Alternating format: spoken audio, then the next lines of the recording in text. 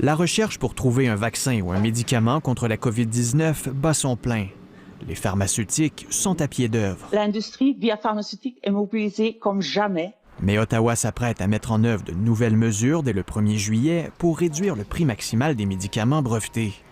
Les nouvelles règles annoncées l'été dernier visent à protéger la population contre des prix excessifs, mais elles pourraient avoir des effets secondaires indésirables, selon l'industrie. Les nouvelles mesures fédérales de contrôle des prix des médicaments risquent cependant de dissuader plusieurs compagnies à mettre en marché leurs produits au Québec et au Canada en baissant les prix à un niveau, comme j'ai dit, qui est vraiment déraisonnablement bas. Dans un environnement comme celui qui est l'environnement canadien, où on est situé à côté des États-Unis, ça peut avoir un impact sur des décisions que des entreprises vont prendre de lancer ou de ne pas lancer un médicament au Canada. Annie Perrault représente les entreprises de biotechnologie au Québec. Elle demande au gouvernement de repousser l'entrée en vigueur de cette réforme et de consulter le secteur de la recherche pour éviter les effets négatifs à long terme. On s'attend à ce qu'il y ait des répercussions qui vont faire en sorte qu'il va y avoir moins d'investissements et moins de recherches cliniques qui vont être faites. N'importe quoi qui va baisser le prix des médicaments, ça va déplaire aux firmes pharmaceutiques, là. Cet expert explique que la réforme dérange les pharmaceutiques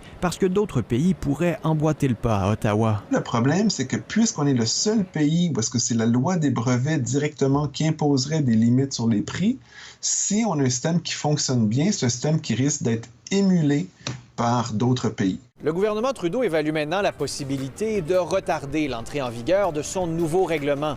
Il assure que la réforme n'affectera aucunement la recherche sur la COVID ni l'accessibilité à un éventuel nouveau vaccin.